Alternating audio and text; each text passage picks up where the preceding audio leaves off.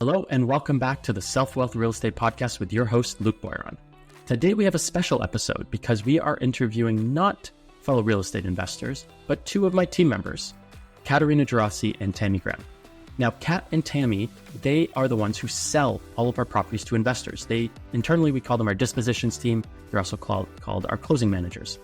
Now, their role is to speak to investors, find out what investors are looking for, and they're the ones who coordinate showings for our buyers and coordinate offers so that our buyers may purchase properties. They also prepare the assignment agreements when we assign properties. So as an investor, if you're looking to buy from a wholesaler, these are the people you speak to. We talk about what their roles are, what the role looks like, what investors can do, what types of properties investors might see opportunities in, what most people are interested in as investors in our properties, what few are interested in.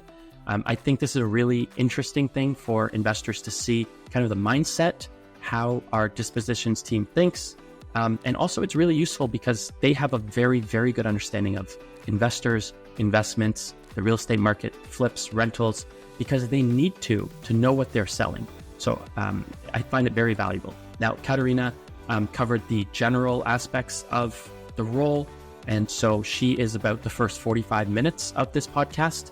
And then Tammy is about the last 20 minutes. Again, Katarina sells all of our properties in Ontario and Tammy sells all of our properties in British Columbia. So I think this is going to be a really interesting, valuable show for listeners today. And I hope you guys enjoy it. Let's jump right in.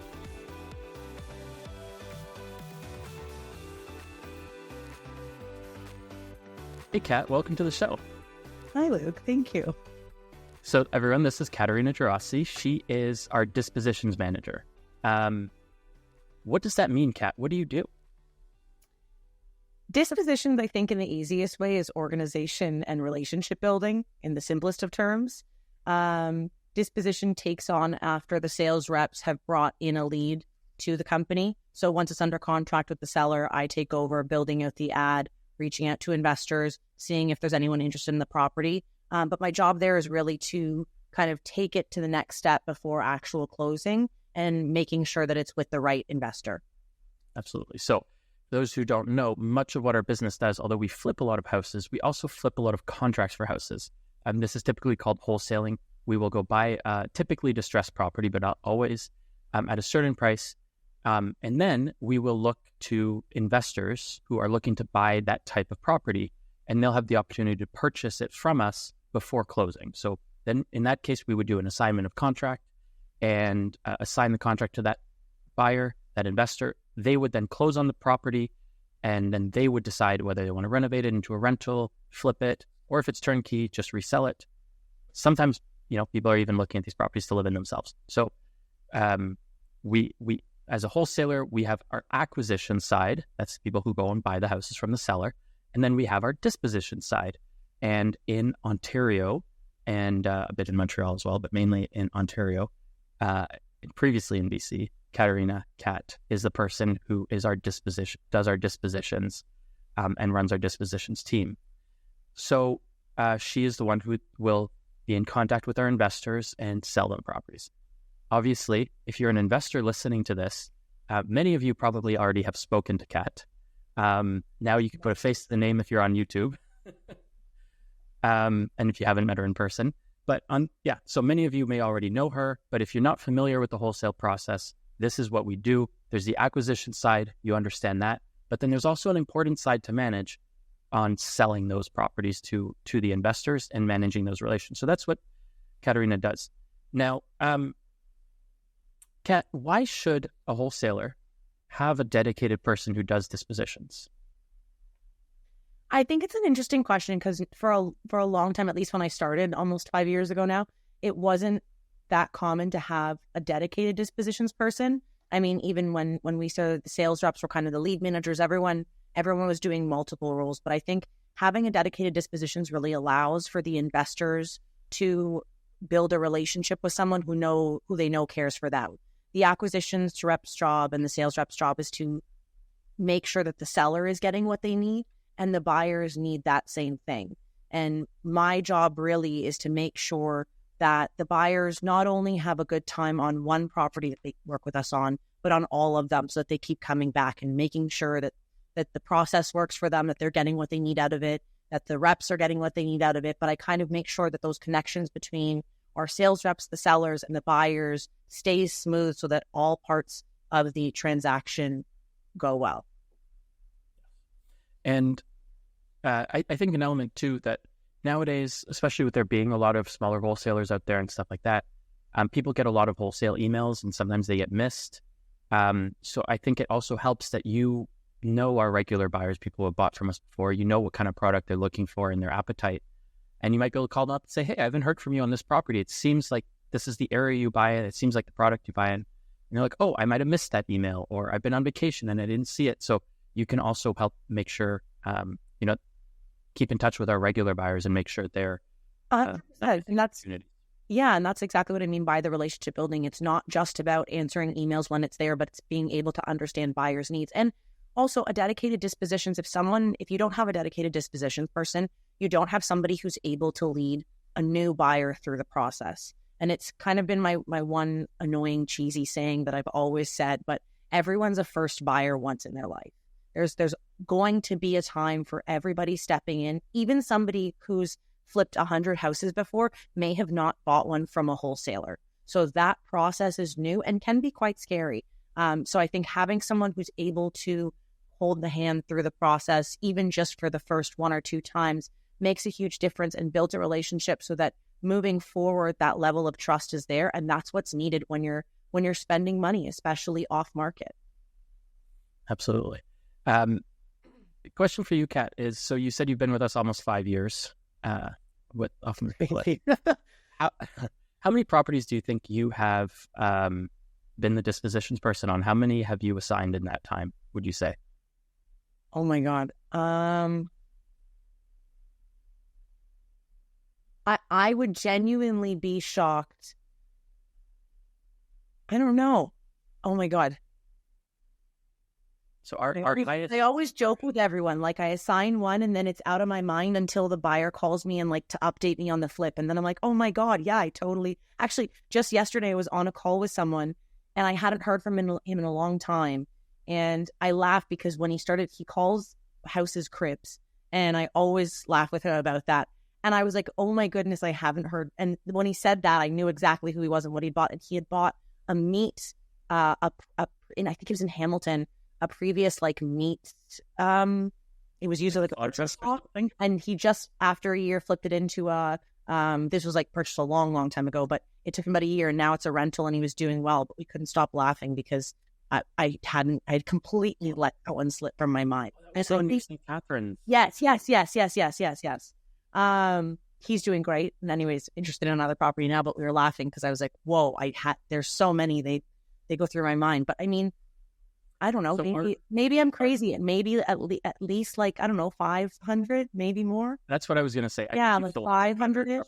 I think our highest volume in 1 year was 261 houses. And I remember the first... Over 200 of those in that 1 year alone. So, yeah. Yeah, and there's a lot that are kind of in between, like co-wholesales and different that don't always get... I don't know, it's a lot. My brain has given up on trying to track those things. So it's super important to track it. So people understand the volume. That means, even last year, Kat is typically analyzing, probably a property a day to consider selling, and selling 2 to 3 a week in many years that we've been together. You're selling 2 to 3 properties a week on average, which might mean selling 5 properties in 1 week and 1 another week, but selling 2 to 3 properties. Weekends and vacations, and you're still selling. Yes. Kat is not allowed vacations in our company. No, but that's okay. That's part of it. You enjoy the buyers and enjoy the process. Yeah, but it's funny. It's funny that you bring up the, I think that's one thing that's really important about dispositions that people forget as well. It's not just about knowing the buyers and selling to the buyers. It's about actually knowing what you're talking about. And I think that's where sometimes dispositions, people think it's just about organizing and managing people. But the reason that I like working with my buyers and I hope that they like working with me. I mean, after 5 years, there's such a steady group of them that I think is true. But I can honestly say that the numbers that we put out, I can stand behind 100% of the time. My job is really understanding, each market that we buy in and the numbers that come from there, and knowing in each area how much is a basement unit. Is it worth $50K more? Is it worth $20K more? In each market, what that means, so that when I'm presenting these ads to the buyers and when I'm letting them know what I think is a good deal for them, those numbers aren't just things that I'm pulling out of thin air. It's years of practice and really taking the time and years of learning. And for the listeners who don't know, we don't charge like a fixed percentage or a flat rate or percentage of the property. Our assignment fees are based on basically the discount we get on the property and how much a buyer is willing to pay for that discount. So it's not a set amount on every property. And one thing I'll say that's great about Kat as well is that occasionally sales reps make a mistake on buying a property. They overpay for a property. They miss some comparables and things like that. And Kat is very good at, she wants to make sure that we're sending out good deals. They're properties that make sense. And so if something we overpay for, it's not like, well, let's see if a sucker will buy this. We don't send those out. Kat is very protective of that. No, that doesn't mean, it might be something like, well, this isn't a huge discount on this one, but maybe the potential's there as a rental or something like that. And there might be a buyer interested in that type of property. And so it makes sense to send it out in that case. But if it's, I think we overpaid at this and we have to ask market value to sell this and nobody, or above market value, we're not going to be sending out those properties because Kat is very protective of that list and I trust her. Kat, do you want to talk a little bit about, you're saying you know so much about the properties and now, how was your training on that? How did that go? My training was interesting. No, but honestly, I was very lucky. I came in at a time, I think I was the sixth person hired. So I came in at a time when we were all there in the office all the time. And my training really consisted of Luke and I being on the phone for hours and hours and hours and hours talking about anything and everything. And I think that's part of it too, is a keenness to want to learn and want to be in this industry and want to know more about it. There were a bunch of meetups that were always happening, and it was always about sitting and studying and learning more about numbers and understanding different kinds of properties and understanding different kinds of foundations and basements and different lot sizes and lot lines. And again, that all comes through practice as well. But I think that's where I have a little fun as well, because as much as you taught me everything that's in this brain about real estate investing has pretty much come from Luke. So I'm very lucky for that. And now over the years from different investors and different partners as well. But Luke was definitely the brain dump happened from Luke for a couple of years. But then I got to take the dispo side and kind of create my own thing.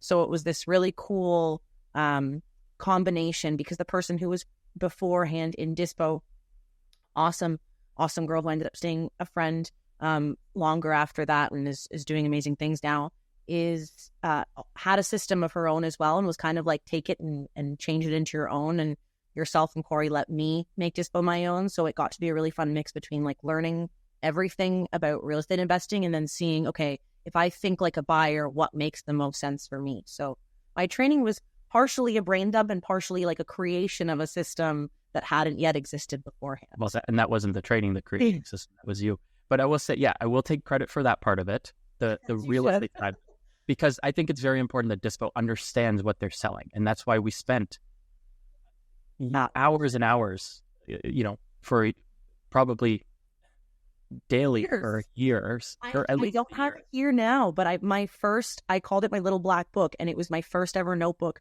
and it looks insane. I mean, I'm quite organized, so it looks pretty, but you can tell when you and I were on a call, just having the back and forth moments, because the notes are all over the place. But exactly that, I deeply understand what it takes to make a flip and do it well. And I think it's very helpful and valuable when a wholesaler understands the construction side of it. So it's important that you understood that and understanding things without you having been there necessarily, because with our acquisition reps having bought the properties, you're now reviewing based on the information they provide, but then also pictures. And so it was important that we go through, and how can you tell if something's lath and plaster from pictures? How can you tell, understanding the layout? How can you tell if the age of a furnace? How can you tell what type of fuel it uses? Heat sources, a variety of different heat sources, and and legal requirements, and also analyzing, how does this make sense as potential, duplex opportunities or triplex opportunities or coach house opportunities or lot severance opportunities. So understanding from the real estate investment side. So I was glad to pour into that to you, but I can't take credit for you being good at your job. And that's, I can only take credit in you understanding the real estate side of it, because I wanted to ask you. Good at my job. That's only one part of it. Yeah. So what I wanted to ask you is, what do you think makes you good at your job, and what do you think makes someone good at doing dispositions? Who's the right person to be in that seat? I honestly think that there's one real answer to this, because I've been asked it before. I think genuinely caring. I think that in dispo, it's very obvious when someone's just doing a job. Dispo is one of those things, and I mentioned it earlier. Sorry, I'm getting over a cough. But I mentioned it earlier about how someone needs to care for the buyers. The sellers are cared for by the reps, the team. Everyone kind of has somebody who has their back, and my job is to really have the buyers back in all aspects. Of course, if a buyer's rude or a buyer, then you're not someone I want to work with. But for the buyers who whether they're new or not, my job is to make sure that you are happy once this transaction is over and once you do your flip. And so genuinely caring and genuinely understanding, I think, make a huge difference. I think anyone who's just kind of excited, I always say it's the difference between on market and off market, and dealing with residential buyers and dealing with people who kind of buy their home and you have this awesome experience and then they move on and then you might not hear from them for 4 or 5 years. Mine's not like that. I have buyers who in 1 year have bought 10 to 12 properties off of me, and I have one who's done that sight unseen every single time and will only buy it if him and I have a conversation about kind of that property. So it's being a dispositions is a lot more than just understanding your numbers. It's about making sure that entire process for the buyer works, including knowing your numbers. And I think part of what that caring falls into is also wanting to talk to our buyers. Because for some people, if a buyer calls you and you just want to throw your phone across the room, and nothing. You can have those days as dispo. Yes, absolutely. Especially when it's let buyers know. But I think that's the fun of it. And I've always joked, like, I don't have this huge. We have a huge investor list, but when I get these calls, I've always said, if I have a conversation with you that I can see that you're genuinely a buyer who's going to be buying and who understands what we're talking about and understands the goal here, your name gets saved in my phone, first and last name, and that's it. I know you now. Like, when you call, there's an immediate pickup with your name. Like, I want to keep talking to you. I want to know what kind of properties you want. I want to know how that last flip went. Buyers have sent me links to their drop boxes to see houses halfway through construction, and then I've driven out 2 hours to go see flips on the market just to be able to see it in person and say hi to the buyer. Like, it's a lot more than just taking that first call, selling it, and then being like, okay, bye, have fun. There's a lot more after the fact. You have to actually enjoy and want to get to know these people and actually enjoy your job. Otherwise, it's going to be miserable when you have to talk to these people all the time and you don't like it. And you're talking to them all the time. 10 o'clock on a Thursday, 9 o'clock on a Saturday. Like, you're talking to them all the time. Yeah. So, how many investors are repeat buyers, and how many do they typically buy from us, do you find? Repeat, there's a lot, but the concept, I think when people say repeat, they assume it's someone who's consistently buying every year. Repeat for me means that sometimes they buy one, they take a break for 2 years, and then they come back. It's really funny. I was actually just talking to one of our buyers a couple days ago, and I've known him since he did this part-time on the side. He was buying maybe one a year. And then I called one day and the number was wrong. And they're like, oh, he's not here anymore. And then I called his cell and I was like, hey, and he's like, oh yeah, I left. I'm flipping full time. So, but it took a while for him to become I would say a repeat buyer. A lot of them buy, there's kind of groups of buyers. There's some that do 5 a year. And there's some that do maybe 1 or 2 a year, but they will come back year after year. So it's not an easy question to answer, and you're not the first to ask it. And I think people want a straight answer on that. But again, that's part of being dispo, is for me to know my groups of buyers and to know who are my monthly buyers, who are my every time something comes in St. Catharines, they will buy every time. Or somebody who just kind of gets a flip, works on it, is happy for the year and moves on. So there's a couple who started it when their daughters were moving out and going to university. And they still come out all the time, and they haven't necessarily bought in a while, but I know as soon as one comes along, they will. And I consider them a repeat buyer because they've bought one or two, and it might not be as consistent, but they're there and they're just waiting for the right one. What do you think the top reasons are that investors purchase from us, specifically off-market Bliss, versus the MLS or from another wholesaler? I think there's a couple of reasons. I think one, process. It's a comment from all of our buyers and has been for a long time.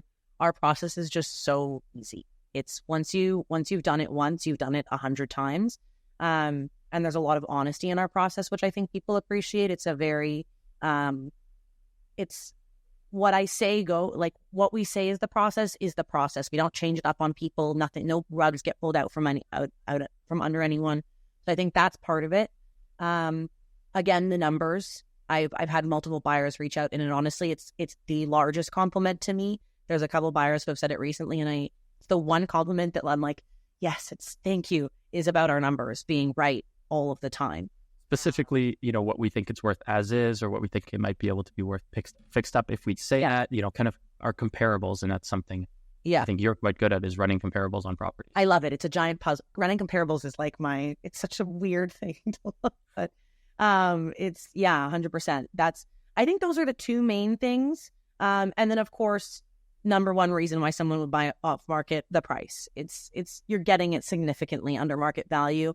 It's not always going to be significantly, but you're going to have it under market value, and you're going to have equity built in right away. So absolutely. And I want people to know, I still think there's deals out there on the MLS from time to time. Very much so. I love when buyers come up and say that they bought something off the MLS. Yeah, it's just harder to do and less likely to find it. But if you pound the pavement and consistently make offers and analyze a lot of properties on the MLS, you'll be able to find opportunities out there. They exist. I just think it's more likely you're going to find opportunities from a wholesaler as a percentage of the deals you find. More likely to find an opportunity that works for you. But absolutely, there's deals out there on the MLS. I still look on the MLS, or deal with realtors, especially for exclusive listing and things like that. So, what kind of properties that we send out are the most popular? Honestly, bungalows, and a raised bungalow is like creme de la creme. Also, condo townhouses tend to be really popular. But again, this is all dependent on areas. The buyers that I have in Brampton and Mississauga want something very different than the Innisfil buyers, than the Hamilton buyers, and the Niagara buyers. So again, it's about your dispo, understanding who you have in those markets and what they're looking for.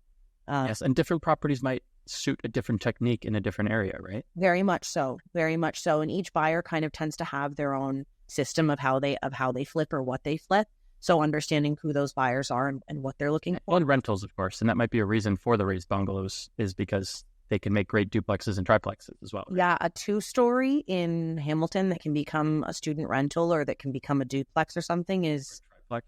Yeah, or a triplex. Duplex nowadays they're working on, Yeah, now, yeah. Not when Hamilton was hot, though. At the time, it was duplexes and triplexes. But yeah, no, anything that can be... Honestly, in the easiest terms, anything that has multiple exit strategies. I find anything that can that gives security to the buyer, so that if they decide last minute, I can't do this flip, I want to keep it as a rental, or I was going to do a rental and I didn't get the permits, and so I just am going to do a flip. So multiple exit strategies always, whatever. And when you're talking about area, it's usually densely populated areas. We're not, the rural ones tend to be less busy, yeah. But it doesn't mean they're not as good. It just means there's less buyers interested. Well, let's talk about that. What type of properties tend to be the least popular or have the fewest buyers interested? Those small ones. I think the ones that make you kind of tilt your head and go, "Where is that?" Like that. Those ones are very much the smaller groupings, but they can have a really good end result. Return. Yeah. Because to be fair, you have more certainty on the ones in densely populated areas. There's going to be way more comparables. A condo townhouse with multiple sales recently in the area that's easy to get comparables on that are recent.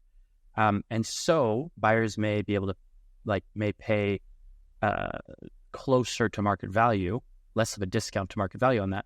Whereas when they're buying in kind of a rural area, there's less certainty on what the property may be worth. There's, unlikely to have identical comparables, or they may not have much that's sold in the area. So the buyer may end up needing and getting a bigger discount to account for that risk, which, can end up being very lucrative. And obviously, an example actually of an area that even I had taken a moment to figure out where it was Turkey Point. And then we got one there, went really wide. There was a house with a hole in the roof. And they needed... And that's on Turkey Point's like shores of Lake Erie. I believe it's kind of... Yeah, it's west. It's kind of like just you keep going and there's this dip. I'm not blanking exactly where, but it's what... Yeah, it's probably almost 45 minutes, an hour past Hamilton. Yeah. I think it's on the shores of Lake Erie. It's a good drive. It's a 2.5. I knew someone back in the day who ran a Sea-Doo business in Turkey Point. Sea-Doo rental business. Yeah. Fair. Back in the day. Fair. Yeah, no, Turkey Point was one of those that I remember we kind of all said, okay, let's see how this goes. Turned out buyers were intrigued by it. And again, the prices were really great. Someone bought that one, did really well. And at the time, one of our reps had just had a rotation going there. Like there was sellers calling from there constantly. And we ended up picking up, I think in like a month or two, we picked up 3 or 4 properties there, maybe a bit more. But I remember Turkey Point was like a consistent drive. And there was a day where I showed 2 or 3 in one area. It's not a big place. Once you're there, you're there. You can see all the properties. And they loved it. And they did amazingly. A lot of them did amazingly well on it. So one of them ended up staying as the primary home for one of the buyers, and the rest were flips. But they were fun. And it was this little area. And it was fun too because the buyers that were buying there were the only real group of them. So they got to know each other and I got to know them. So it was like the 6 of us were going on these. This just jogged a memory, but there was I'm going to blank on the street name, of course, but it was a small bungalow, very small bungalow, well kept, but older gentleman living there, very funny guy. We walked in and he was casual, and it was kind of starting to snow that day, and snow or rain. It was just kind of gross weather. And I was there with, I think, 4 buyers, but 4 buyers who had been circling Turkey Point with me. We've now gone to quite a few properties. They bought a few, and some of them, others bought it. So we get there, and I remember we all got out of our cars, and one of the buyers goes, "Oh, look, the gang's back together." And we all went in and just kind of hung out with the seller for a bit as we were looking at the property and chatting, because we had kind of become this like Turkey Point crew because there weren't as many buyers. So it was easy to come in, see if you liked it, and move on. Yeah, real estate investing doesn't have to be, uninteresting and boring and not at all. Not at all. All right. Now, who is the wrong person to buy from our company? Who should not be reaching out to us to buy a wholesale deal from us? I think that's kind of a question with multiple answers. In the simplest way, somebody who I'm just trying to figure out how to word it. Being a new buyer isn't a problem. But being someone who kind of expects this to be something you can stumble through and figure out and back out. If you think that you can back out of a deal, and I've had this conversation with many first-time buyers when they call and they say, okay, well, what happens if I can't close? Or what happens if I don't put my deposit in? Or what happens if any of those kinds of questions, if you're relying on somebody else to do something wrong so that you can back out, you're not the buyer for us. A lot of our sellers are relying on these closes. That's always been something that the buyers that I work with consistently are well aware of. And in general, in wholesale, again, that's not always the case. Some of these sellers are just kind of in positions where they don't want it. They don't want their house anymore. They're downsizing or whatever it may be. But our buyers are not just buyers. They're kind of our partners in this. Because although we assign it, they're still a representation of us. And so a buyer who thinks that they can kind of push people around to get what they want, or to just constantly change things or be unreliable. Not our kind of buyer. It's a little different than the MLS like that, where both parties are very much thinking for themselves the entire time. Our buyers still have to be aware that there's a party in here that doesn't have as much power. And so their job is to also protect them in the process. So that's one really important for me. And two, if you're not able to organize your finances, again, that's what we're here for. We have lending partners that can help with that, but you need to be able to move quickly and you need to have access to funds for deposit and down payment. Yeah. It's not hoping I can raise deposit and down payment money later. That's not going to work. And I've spoken to lenders or brokers to make sure you will be able to finance something like this ahead of time. So just make sure you understand how you're going to get your money ahead of time, so you don't commit to it and then can't find it. Yeah, that's the biggest thing is if a buyer thinks that there's a way they can kind of like sign this contract and then, I'll figure it out, and hopefully it's like your deposit is due within 48 hours. And that's that. And your closing is on this day, and that's that. There's no absolutely. And to emphasize what you said is a lot of the sellers we deal with, I mean, there's a reason they're calling us and working with us, because many times they're in a situation where they do need our help. They need more flexibility. They might have a disability, and it's going to be harder for them to remove things from the property. And so we might allow them in the contract to leave belongings behind they don't want to take. And, that's in the contract, and a buyer should understand that and take the cost of, removing excess items into account. Or it might be, a seller who, we dealt with one recently where the seller's child is, I believe it was a child, is immune compromised. So, being very respectful, going in with masks and gloves and not trying to get multiple showings of just anybody going through the property or contractors ahead of time, understanding that, okay, let's respect them. And it may be that we get our contractors through, assuming we can do the numbers without it, after closing instead of before. So just being respectful and understanding that there's a reason you're getting a discount on this property, and understand that you do need, within reason, to be fair to our sellers where you can. Yeah. Who is the right person to buy from us, Kat? The right person, I think, is somebody who can move quickly, understands the process, or at least is willing to learn the process and follow that process, and can close quickly and make it happen. I mean, it's a simple.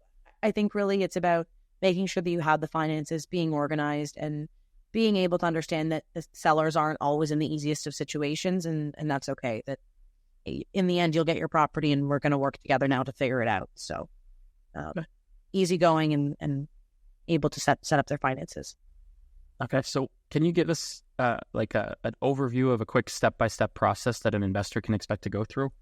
How do they sign up for our buyers list, and then what would be the process from there on? Yeah, I mean, you can email me to sign up for the buyers list, but also on our website at offmarketbliss.ca, there is a buyers page where you can sign up, and you'll immediately start getting properties that we send out. Once you receive a property, if you do like it, you give me a call or reply to the email stating that you're interested. We normally have a one-time walkthrough. So once I know that you're interested, we'll discuss if you have any questions. If you don't have any questions, I just add you to the walkthrough list. That walkthrough list gets updated as soon as you'll get an email with a walkthrough confirmation as soon as I have the date and time booked, as kind of like a, hey, put this in your calendar, the date and time. And then the day before the walkthrough, you'll also get a confirmation email that you need to reply to confirm whether or not you'll be there. That's something important to note, that people are not always prepared for off-market compared to on-market. On-market, people will maybe have 3 days of showings and 600 people will come through. It's not like that with us. It's a one-time walkthrough. It lasts about a half an hour. It's been an hour at times, but truly investors normally go in, see what they need to see, and get out. So it's a one-time walkthrough, and we also try not to overfill them. So if there is a lot of people interested in a property, we do soft offers beforehand, and then take the top 4 soft offers to the property. But normally that was also craziness at the height of the market, and it's not something that happens too often. But we like to take a maximum of 4 to 6 buyers to the property. They'll receive an offer reminder email after that walkthrough. If the walkthrough is 12 to 2, let's say, or within that time frame, the offers will be that evening. If the walkthrough is later on in the evening, the offers will be in the morning, but it's always pretty much, I would say, same day of the walkthrough. To put in an offer, it's very simple, to the point that this is the part that confuses everyone because they think I'm joking. You literally reply to the offer reminder email with the number that you're offering. Most offers are firm. If you decide you want conditions or anything like that, or if you have any questions, you put that in with the number.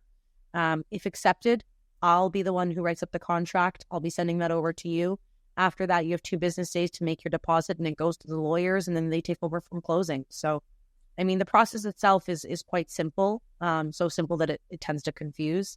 But yeah. And the offer, just the price, that's, unless you need something specifically in the assignment agreement, you are purchasing our existing contract with our existing clauses, our existing closing date.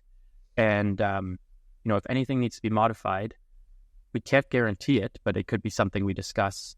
But typically you're accepting that. So you don't need to put with the offer date in your email, or sorry, the closing date in your email. You're putting a price because you're buying it on our closing date that we've already told you that needs. And that's another thing to note too in the ads. There'll always be the closing date, and then under the closing date, italicized with asterisks, says we'll always tell you if there are special clauses in there, whether it's extensions or seller being allowed to leave everything behind, or I don't know, sometimes for a while it was so popular in Hamilton to have those oh my god, on their roof. Why am I blanking on the term now? Satellite dishes or something? No, for energy. Oh, the solar contracts. The solar contracts. That was so popular for a while there. Anyways, any small details that we may have additionally into the APS will be mentioned to you beforehand. You will be going into signing the APS blind, and once you receive the assignment, the APS is attached, so you'll see all the details there. Absolutely. Okay. Now, can you give us an example of a property, like a case study, of what a past property that a buyer's bought from us, and what it looked like? Oh, there's a lot. There's some fun ones. There's one really good one. Actually, him and I were on the phone recently, and I was bugging him. I was like, "What's that really good one that you did?" And he was like, and both him and I had to like scramble through our brains. And it's a great example actually of a smaller area and people kind of being nervous about it. The price point was really low, and there wasn't much interest. And he called me, and he wasn't really sure. He tends to buy in the Hamilton KWC area.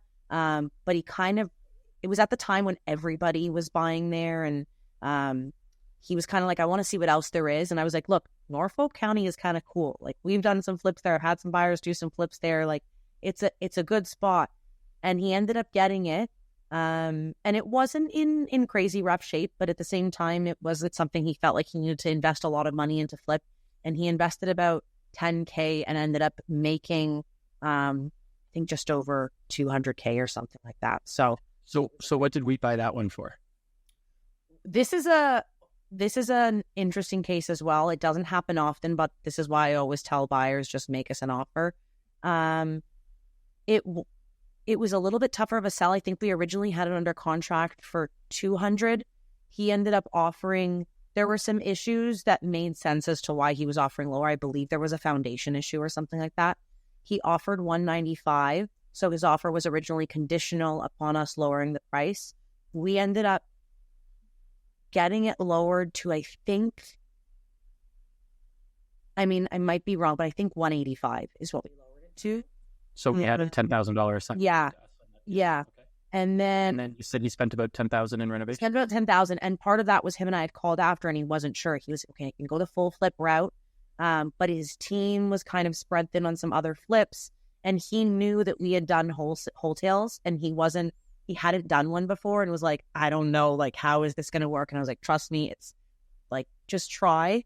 For those who don't know, we use the term wholetail as wholesale to the retail market. And that's where you pretty much do just a light cleanup and then you resell it on the MLS, something you buy, at wholesale pricing and sell at retail pricing.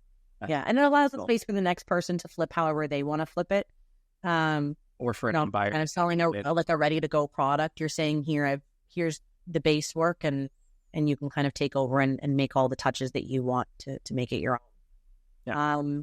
But yeah, so he had 185. Yeah, he got it for 195, and then he ended up putting in 10K, and he sold it for, I think, 420 in the low fours, and then exited at around 200K plus. So he was happy with that one, and I've known him for 5 years now. So that's a very nice profit margin. For obviously for those listening, sometimes our assignment fee is much larger than that. Sometimes it's smaller than that. We don't necessarily sell properties with the intention of us making 10K and the buyer making almost 200,000. We don't care what the buyer makes. It's really none of our business. We're happy. It's fun to hear, though. I love when buyers call and tell me.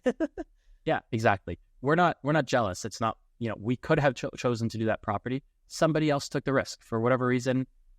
Other buyers weren't, and that buyer saw an opportunity that others didn't. And I think that's a really great thing that they did that. Yeah. And I'm glad he made really good money on that property. The only one. I mean, there are many buyers who I end up having coffee with them after. I remember there was another one we went for coffee at Shops to catch up, and he had told me, I didn't even know. He was like, "Oh, I have something to tell you." And we sat down, and he's like, "Remember that flip? Yeah, well, I made 300K on it." And I was like, "Whoa, what?" And it was like this. I was so excited for him. Like we love knowing that you guys are also, that the buyers are also doing amazingly well. Because we also love. And to be fair, I've heard stories from a few of our buyers a couple times when, as the market was changing, in 2022, the market was falling in price, and they had bought flips before that, and then they ended up losing some money on some of those as well. So it happens. The nice thing is a good buyer understands that they analyzed the property themselves, they valued it themselves, they understood what they were buying. And in these cases, the market changed during that time. It could have changed up and they would have made more. In this case, it changed down and they, either made less than they wanted to, or they took a small loss sometimes, or possibly a big loss on some of them. So understanding that, just like any real estate deal, some go well, some don't. The idea is that, you're playing on average to do very well. And sometimes it won't go well, but you have a better bet. If they had bought these properties off the MLS to flip, and they took a small loss buying from us, they probably would have taken a very big loss. Yes, they bought it on the MLS. So, and the buyers and the buyers that work with us know that, because when you're working with a wholesaler, you tend to build that relationship and continuously buy from them. So, I mean, I recently was talking to a buyer in Mississauga, and he had purchased a bunch from us. And during the kind of the height of the market, he got a little excited and had bought quite a few. And even I remember being like, "Wow, okay, we're like, you're going for it." And he was like, "Yeah, you know what? We're just going to do it. Let's see how it goes." And we ended up meeting up, and he's like, "Yeah, I lost on a couple of those," but he's like, "Look, it's been at this point 3 years, and there's been enough good ones for me to know that mistakes happen." And also, I mean, it's I always tell buyers, it's a reason why, for example, I don't put ARVs in my ads anymore. I don't know what you're going to do to the property, and I don't know when you're planning to sell this property. So that's kind of another buyer who I don't think works for our list, when I've received calls where it's like so reliant on somebody else that I'm like, okay, I think you need a little more time to get comfortable in your own skills to be able to move forward with off-market deals. Absolutely. Because there's a huge, the ARV, and if you spend $50,000 on a property versus if you spend $200,000 renovating, you're going to have two very different numbers. And I don't know anymore. Yeah, and you as the investor need to make a judgment call of which one's going to be able to, which kind of level of renovation is going to maximize the return on your invested capital. Yeah. So now, as we, since we're not, this is one of our typical podcast episodes, I'm going to modify a couple of our final questions to you. No, not at all. What has changed in the way you do your role since you started? With your experience? That's a fun one. I think there's an ownership of the role that I always had. Even when I first started, it was like, okay, we're going to make this be amazing. But I think so far down the line now, with the relationships that have been built, there's a casualness that I love and that I feel from both the buyers and myself. And I think also the market has changed. It's a very different world now for wholesalers. When I started, wholesalers were the big bad wolf, and I spent so much time having to explain what the concept is and what we do. And I remember I would sit and talk to agents who did not understand what was going on. And now I go to agent meetups who are so excited to have a wholesaler there and have a contact for their buyers. So I think, I mean, there's been a shift in how wholesalers are viewed in the market, and kind of realizing that we're not a pariah. We work with, and I think we have something to do with that by having I think so. I think so too. The wholesale side. Yeah. Yeah. I think. Yeah. Yeah. So another question, what investing strategies do you think are overhyped right now or are being overlooked? Oh, overhyped or overlooked? I do think that there's this attachment to, and it also comes from fear in the way that the market was over the last year or so. I think there's this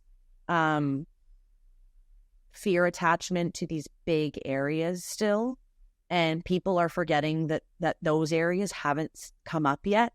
The price points are so high, and users don't have the strength to buy yet in those areas, but buyers seem to still be so attached to these areas because they're like, well, they've always been good, so they must be good now. So getting into those different areas, and also the flips, not getting, I think people are still very attached to the flip looking a certain way and being a certain way, and recognizing that that's not necessarily necessary. But I do see a lot of buyers having fun with it and getting more creative, like buyers who never used to think about laneway suites or garden suites are now coming up with them. And I think, understanding the zoning, I think that's one thing that buyers need to think about as well, is the zoning on properties and kind of the ways around it, and finding variances and finding ways to be able to make the property more than just a single family home, or make it a little more interesting, or as a rental, as something, is kind of the next step. I think there'll be a lot more flippers who for a long time did single family flips who are now going to start doing conversions. Yeah, I think there's, even with higher rates, for a while it was hard to see how you could make rentals work. Yeah. But I'm starting to see more and more opportunities. Of like, oh, this one, in this area, actually, this could make a great duplex or triplex, or, and when you finish that, because you're getting at the right price, if you can manage the construction costs properly, this is actually going to make a lot of sense after you refinance. It might be a full burr. There's a lot of like potential, and you'll have cash flow on it. So even at the higher rates that there are currently, especially with, I'm not sure when this podcast is coming out, but it looks like rates are going to be coming down in 2024. So I think there's going to be more and more opportunities for rentals not to just keeping them. I think buyers for a long time assume that if you make a rental, you have to keep a rental. And it's interesting seeing, I've had some conversations recently where I was talking with a buyer about a property that we just had that could be done into a duplex and possibly a triplex. And he's like, yeah, but I don't really want a rental. I'm like, who said you have to keep it? You do the work, you do the legwork, and you sell it off to somebody else. And he's like, oh, that's true. And I think one of the interesting things about that, depending on how quickly you want to flip, is some of my personal rental portfolio is, single family homes, condo towns, and duplexes. One of the nice things about that is if you're able to get a good deal on a property, increase the equity value substantially on the renovation, and then you rent it for a few years. Yeah. Now, as tenants turn over, you give it a quick, clean up the walls, paint. Now, when you're selling it, you're not, you're selling it. Your gain is now a capital gain rather than business income on a flip. And, business income is fully taxed at regular income, whereas capital gains is only half taxed at your regular income rate.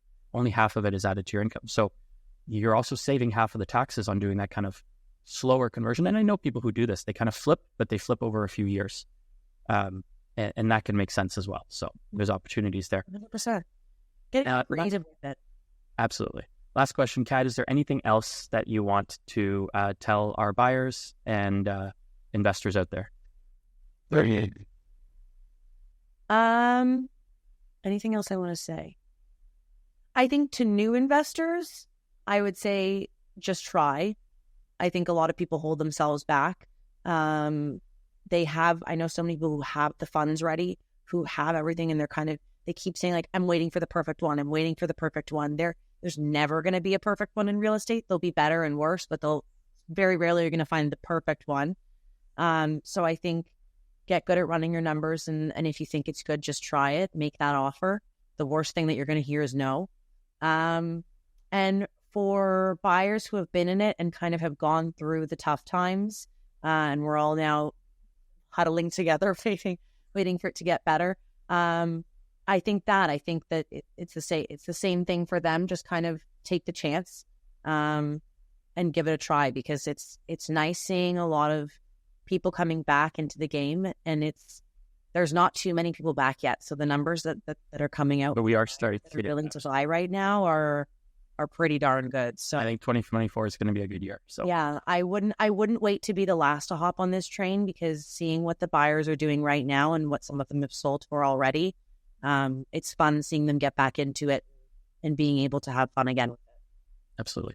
How can people reach out to you or join our buyers list, Kat? How can people? They can reach out to me through email. Should I say it here or? Sure. Yeah. Okay. So closing@offmarketbliss.ca. That'll be the best way to reach me. Once you reach me there, you'll have my cell number and everything as well. And then the website as well. My phone number is attached to the website. All of our ads have my phone number and email. But that email is kind of the main point of contact for me. So, and that's Off-Market Bliss, BLISS, blisslikehappiness.ca. Thanks, Kat. Thank you. Are you a savvy real estate investor looking to maximize your profits? Well, if you're buying properties off the MLS, you're not making as much as you could. The most lucrative way to boost your bottom line is by acquiring investment properties off market. By buying privately off market, you're able to save tens of thousands. Now, the problem is finding off market properties is really hard and takes a lot of time, effort, and money to do. Bliss is your number one source, delivering exclusive deals that you will not find on the MLS directly to your inbox. Bliss's extensive network and insider connections gives you access to properties that are not publicly listed and at a discount. We've helped hundreds of investors across Ontario and BC source the right properties at the right time for their portfolio. Buying assignable purchase contracts through Bliss at a discount helps facilitate higher returns, lower competition, and deals that align perfectly with your investment goals. From start to finish, Bliss's world-class team of real estate professionals makes the process seamless for all investors. If you're ready to elevate your real estate investment strategy, visit us at offmarketbliss.ca to join our buyers list and start receiving exclusive off-market deals directly to your inbox. The most profitable opportunities await, and they're exclusive to you and our valued buyers list members. For your next project, check out Bliss, the go-to source for off-market deals. Okay, now for part 2 of our show, we have Tammy Graham from BC. So Tammy does our dispositions in British Columbia. We're mainly focused in the area around Vancouver. So Katarina does Ontario and Tammy does BC. Now, Tammy, my first question to you is, what aspects do you find are different about your job or in general, buying houses privately in BC versus in Ontario? Sure. I think the biggest difference is there's not a lot of wholesaling going on in BC. So I do have to spend a lot of time explaining to people about our process and how assignments work because, there's definitely not as much wholesaling. So, which is not a problem, right? So we explain the process in detail and make sure everybody feels comfortable with everything. Yeah. Absolutely. Yeah. And I feel kind of the same thing when I started wholesaling in Ontario. It wasn't that common yet. And then we were, I think, the first party to get kind of significant volume in Ontario. And then a lot of other people started coming out of the woodwork and it became more common. And then we'd have new buyers who had dealt with other wholesalers come to us and they were already familiar with the process. Whereas, we're still kind of breaking ground out in BC and you have to have those initial conversations with everyone to kind of let them know what it is. So I think it's good. Now, I know sometimes there's some differences in languages or legal systems and I know even little things like, in Ontario, we have a lot of rental hot water tanks, but how's that in BC? Yeah, we don't rent hot water tanks. Actually, when I found out that you guys rent hot water tanks in Ontario, I was shocked because I've never heard of such a thing. So it's just not something that we do in BC. And other differences too, like notaries. I didn't know that was just specific to BC. So in Ontario, you guys only use lawyers. And notaries are similar. They cost a little bit less but they're similar to a lawyer.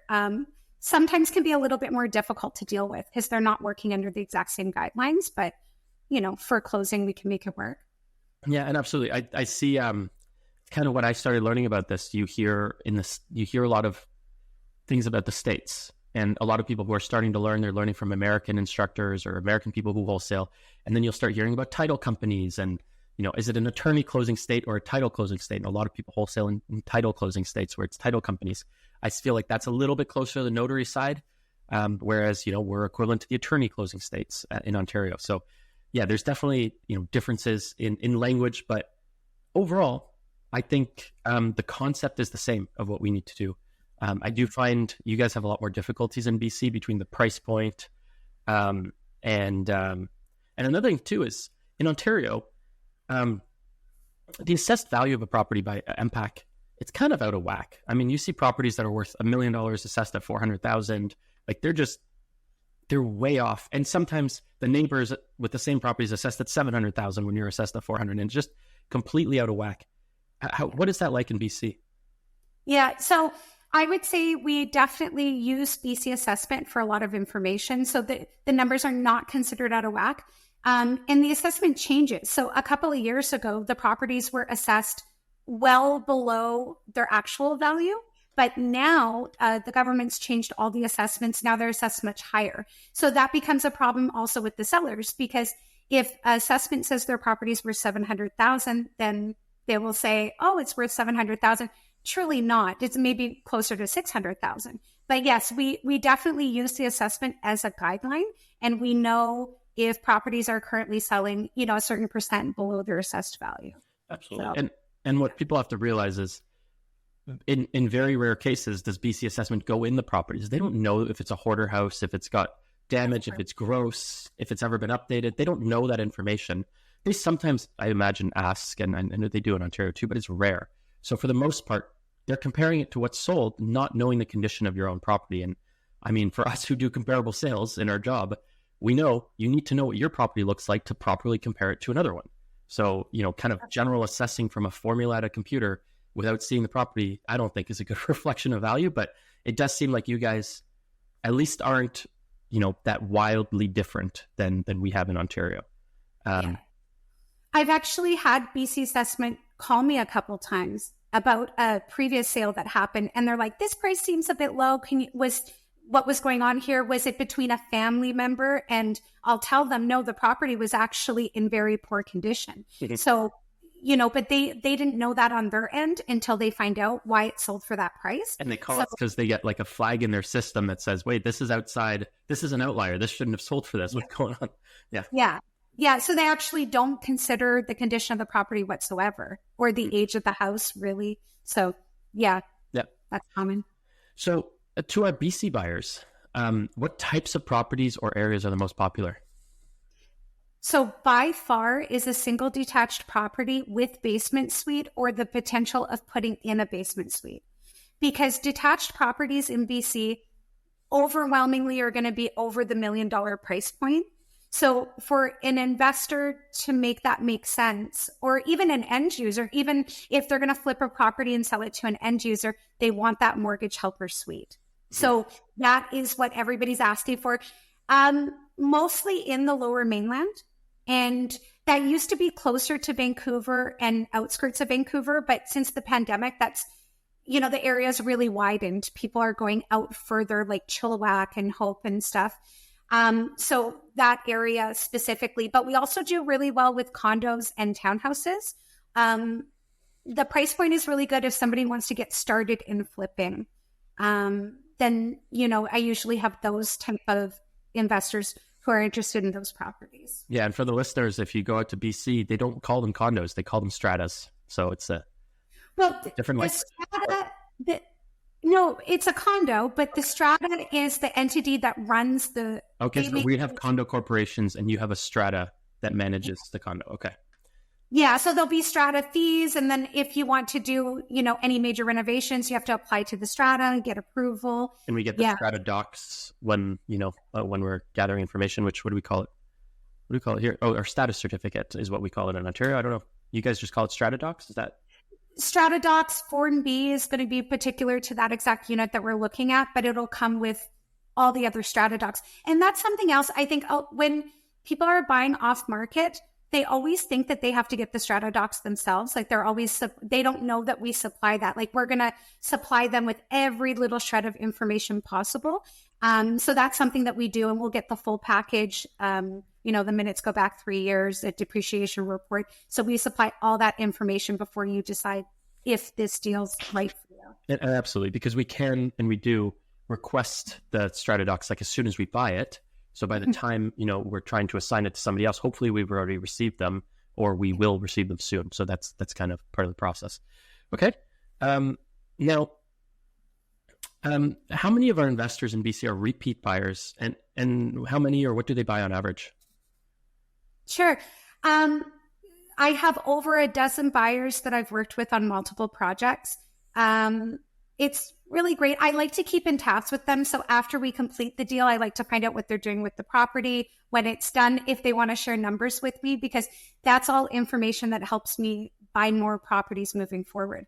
So I have a lot of repeat buyers, and I would say a few of them have bought between 6 and 8 properties over the last 3 years. So it all depends, how many projects they're looking at doing at one time. Or if they're doing a single project and then they're going to contact me when that's finished to look at their next. But I have a lot of buyers that I work with.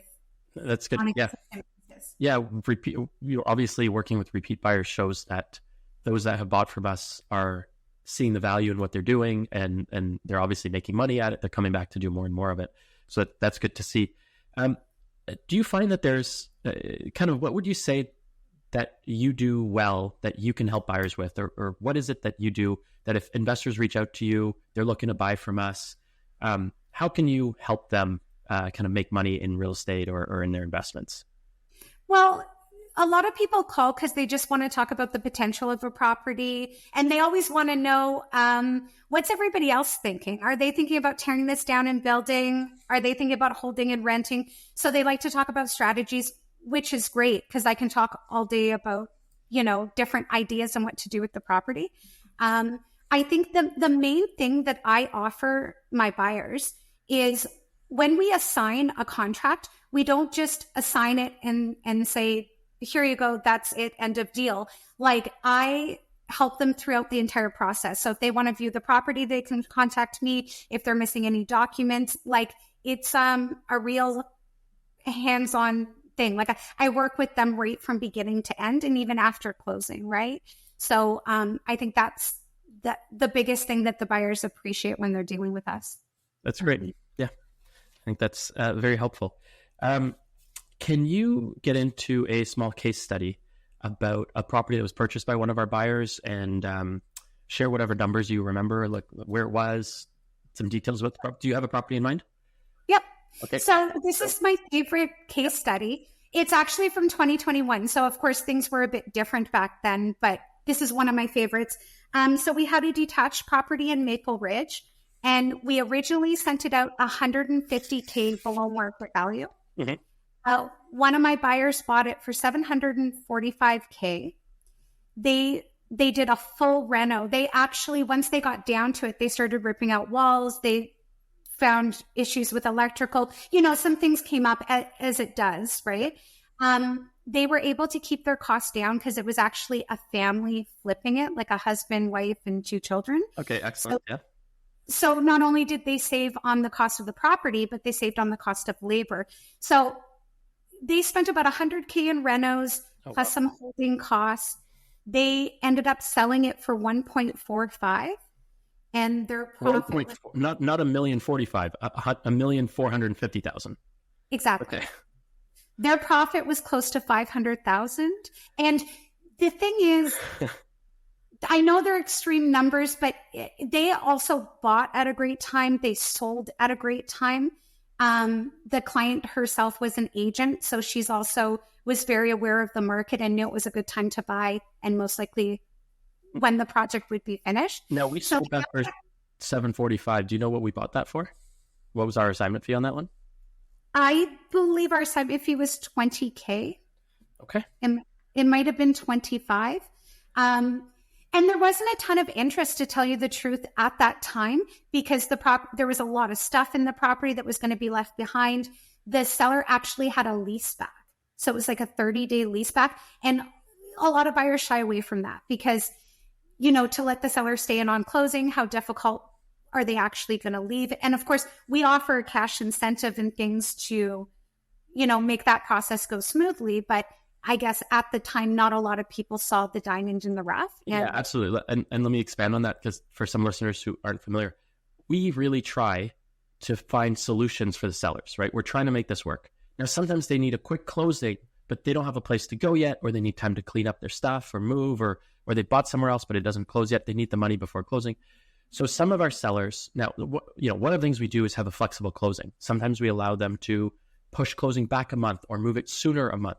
That might be something in the contract. And again, our buyer from us is assuming that if it's in the contract. And of course, we fully disclose that, before you're buying it, that's in the contract, and you'll have to accept it if you're making an offer. But then we also sometimes will allow a seller to stay in the property after closing. This way they get the majority of their money at closing, or they, let's say they're behind on mortgage payments, then that's paid off. And then they stay in the property. And the way we typically structure that is a kind of a holdback, right, with the lawyers or the notaries. So a certain amount of the money is held back. The seller doesn't get that money, and they only get that when they move out. And typically, to make it a little bit kind of more direct in what the damages are, if they don't move out, we typically put a relatively high amount in so-called rent or fees if they stay past a certain closing date. So, it might be $150 a day if they don't leave by a certain time. And if they can rent something for much less than $4,500, then they're burning through their cash and their holdback, and then, they would still owe us outside of the holdback if they don't move out by that date. So we try to set stuff up in the contract that's going to give us some control, but absolutely a lot of buyers are terrified of the idea of the seller not leaving at that time. There's a small chance of that happening. There's usually a penalty, or they lose the holdback, right? So it's not a complete, loss were that to happen. But as you can see in this case study, I love it. Someone wasn't afraid to take a chance. Like you said, the market maybe went up, but this was also a very good deal for them to, they saved money on renovations, probably saved money on commissions, because like you said, that buyer was a realtor as well. On the sale, they probably saved some money on the sale. So they renovated themselves to save money. They saved money on the sale. And they found a great opportunity because they're willing to take a bit of a chance on the seller. So we're very happy when we see our buyers make large amounts of money like that, because that means they're probably coming back and buying more from us, right? They bought 2 more since then. Absolutely. So there you go. That's, repeat buyers are coming back because they're making money from us. And I love that. We did have a situation in BC where the seller had a lease back, and once that finished, they actually refused to leave. So, there's a bit, of course, the buyer's going to reach out and they need help. And I advise them to contact their lawyer right away, because the lawyer needs to serve notice to the seller's lawyer. And after that process, after them being a little bit difficult saying they're not going to leave, once everything goes through the lawyers, they were gone 3 days later, because the lawyer says, this is the contract, you have to go. And so far, that was kind of our worst case scenario with that. And you just deal with it. And to be fair, it also helps if the seller has a lot of equity in the property, because technically, if they're costing you a lot in damages because they move out and you sue them, there's a lot of money to go after. It's not like, there's zero capital there potentially to go after were they really to breach. So when there is that, you're even more certainty. They're not going to want to risk that. If they talk to their lawyer, they're going to know how bad of a decision that would be. So absolutely. I think it's less of a risk than people think.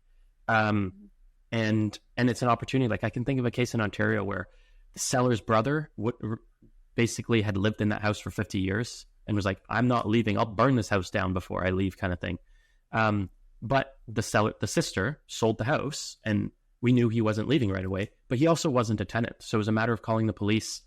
The police aren't super helpful right away, but there's ways to get it done. And then in that case, the buyer made, I don't know, 150, 200,000 on that house, but they had to pay that brother 5,000 to leave in the end. just to make it easy versus pushing through with the police and having him forced out.